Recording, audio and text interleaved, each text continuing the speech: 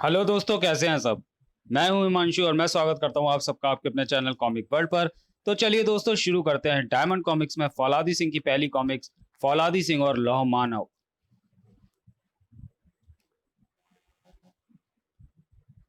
कुछ लोभी वैज्ञानिकों ने संसार में तहलका मचाने और लोगों को भयभीत करने के उद्देश्य से एक ऐसे लौह पुतले का आविष्कार किया जिसमें अपार शक्ति थी। उसका कंप्यूटर दिमाग सोचने विचारने में समर्थ था। अपने बॉस को वे जल्द से जल्द यह पुतला सौंप देना चाहते थे।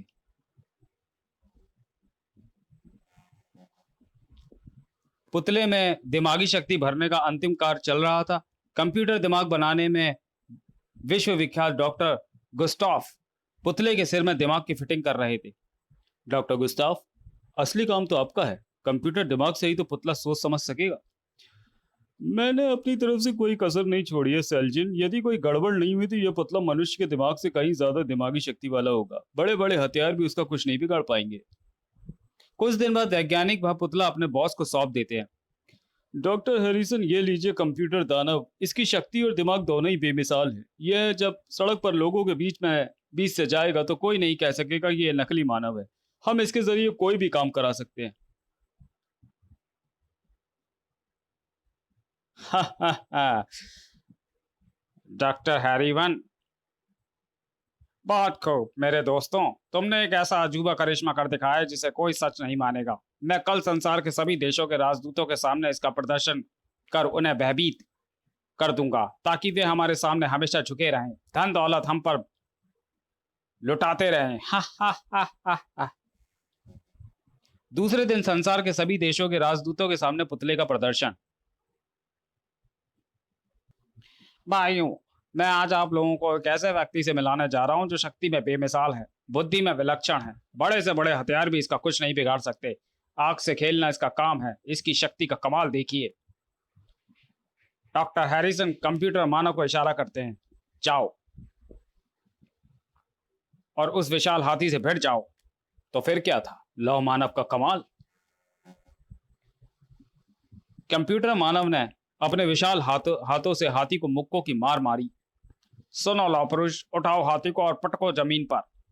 आदेश पाते ही लौ मानव ने हाथी को उछालकर उसे बेदम कर दिया। चिर। फिर उसने पास में लगे विशाल पेड़ को जड़ से उखाड़कर फेंक दिया।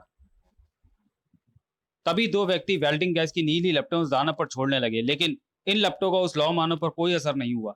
सभी लोग आश्चर्यचकित हो रहे थे। ऐसा मानव उन्होंने अपने जीवन में पहले कभी ना देखा था। हम इस तरह के अनेक मानव बनाकर आप लोगों के देशों में जासूसी के लिए भेजेंगे। आप लोगों के देशों में जहां भी भयंकर हथियारों का निर्माण हो रहा होगा, यह मानव उसे नष्ट कर देगा। ऐसे कारखानों को मिट्टी में मिला देगा।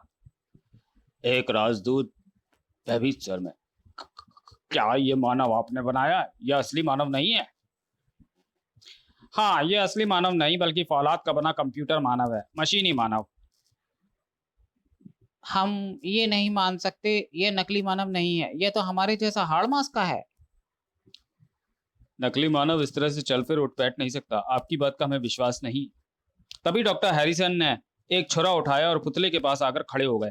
देखिए, मैं आपको इसका सच्चा सबूत देता हूँ। इसके खून नहीं निकलेगा। छुरा इसकी खाल में छेद भी नहीं कर पाएगा। डॉक्टर हैरिसन ने जैसी पुतले पर छुरा मारा, वह बेकाबू होकर डॉक्टर हैरिसन पर झपट पड़ा। उसने हैरिसन का गला मरोड़ दिया। हैरिसन वहीं ढेर हो गया। लोगों में भगदड़ मच गई। सभी वहां से उठकर भागने लगे। पुतला बेकाबू हो गया था। वह वहां से भाग निकला। उस लौ पुतले ने भागते हुए कई लोगों को पकड़कर मार डाला। कारों मोटरों को इधर उधर फेंक दिया।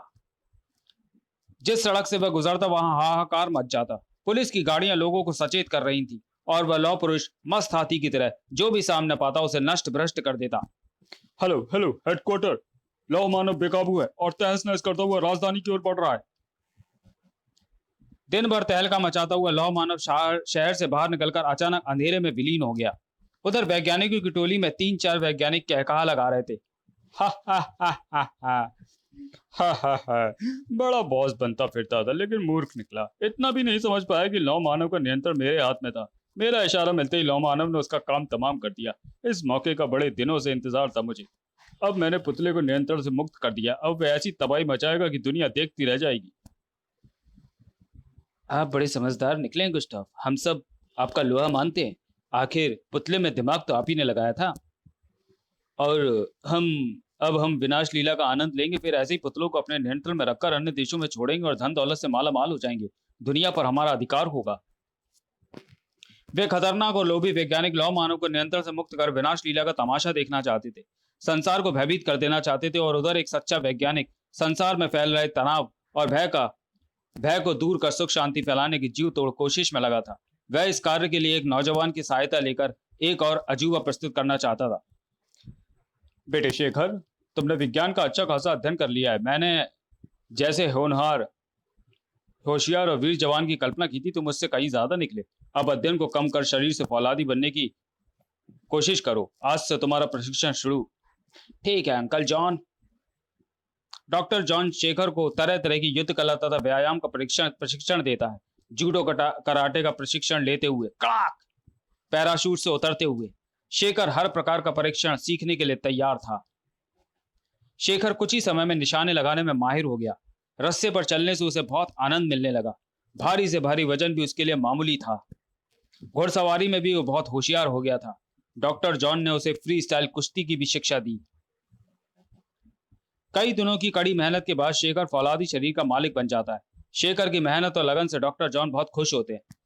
शेखर, अब तुम सचमुच मेरे लायक बन गए हो। अब मैं दुनिया के उन लोगों से टक्कर लेने का साहस कर सकता हूं जो अमन चैन के दुश्मन हैं, धन दौलत के लोभी हैं, जिन्हें विनाश में मजा आता है, जो संसार को भयभीत करना चाहते हैं। अंकल, मैं आपकी जी जान से सहायता करूंगा।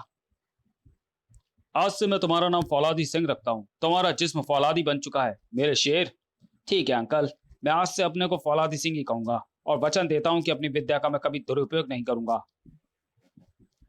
तभी एक सुबह सारे शहर में हाहाकार मच जाता है। सड़कों पर खड़ी कारें, बस, ट्रक आदि टूटी फूटी हालत में पाए जाते हैं।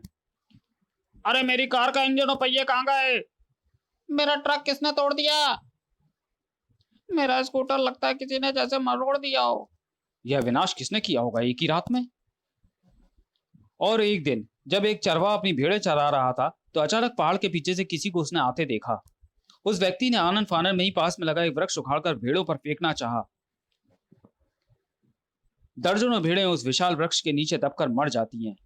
चरवाहा डर के मारे वहां से चिल्लाता हुआ भाग जाता है। भूत भूत। चरवाहा शहर पहुंचकर लोगों को बताता है, एक आदमी ने पीपल का पेड़ उखाड़कर मेरी भेड़ों पर फेंका। मेरी दर्जनों भेड़ें दबकर मर गईं। लगता है पागल हो गया है। कहीं मनुष्य वृक्ष उखाड़कर फेंक सकता है? और एक दिन वह लौह मानव मानव सेंट्रल जेल के दरवाजे पर पहुंच जाता है।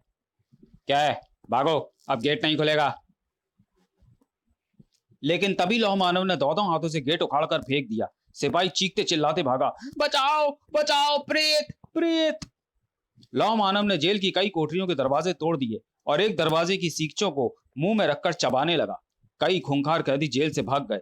भूत भूत, बचाओ बचाओ, भागो भागो। कई पुलिस वालों ने लौह मानव पर गोलियां चलाई, लेकिन उसे कोई असर नहीं हुआ। वह मस्ती से लोहे की छड़ें चबाता चला गया। पुलिस के आईजी साहब ने जब यह घटना सुनी तो परेशान हो उठे। उन्होंने डॉक्टर जॉन को अपने पास बुलाया। यह बहुत खतरनाक कांड हुआ है डॉक्टर जॉन। वह मानव कोई साधारण मानव नहीं, या तो वह किसी बाहरी दुनिया से आया है या फिर कोई वैज्ञानिक चमत्कार। आप चिंता न करें, मैं शीघ्र ही इसका पता लगाता हूं।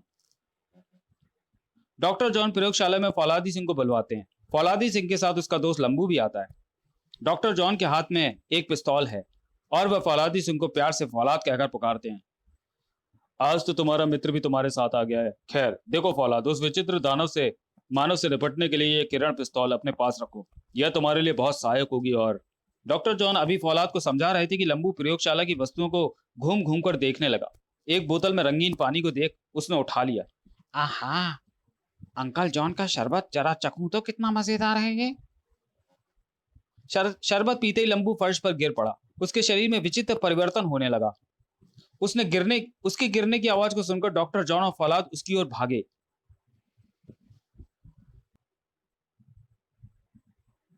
डॉक्टर जॉन बोतल को हाथ में लेकर उसका लेवल पढ़ते हैं। गजब हो गया, इसने तो सूक्ष्म होने वाली दवा पी ली है। अब क्या होगा अंकल? अब कुछ नहीं हो सकता फौलाद, तुम्हारे दोस्त का शरीर बौना होकर ही रहेगा। इस दवा का मेरे पास कोई काट नहीं है कि मैं इसे बौना होने से बचा लूं। क्या कह रहे हैं अंकल? फौलाद के जिगरी दोस्त लंबू का शरीर धीरे धीरे घटता जा रहा था और वह बिल्कुल निर्जीव सा पड़ा हुआ था। आओ फौलाद, यहाँ से चलें। इस प्रक्रिया में 1-2 घंटे लग जाएंगे। लंबू पूरे 3 घंटे बाद होश में आएगा, तब तक यह बौना हो चुका होगा। उधर वे लोभी वैज्ञानिक इसी तरह के अन्य विनाशक लौह पुतले तैयार कर रहे थे। गुस्ताफ कह रहा था,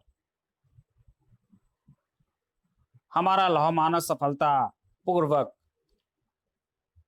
लोगों को आतंकित करने में लगा हुआ है। हमारा प्रयोग सफल रहा। इस तरह के पुतले हर देश में भेजूंगा। वे मेरे नियंत्रण में रहें।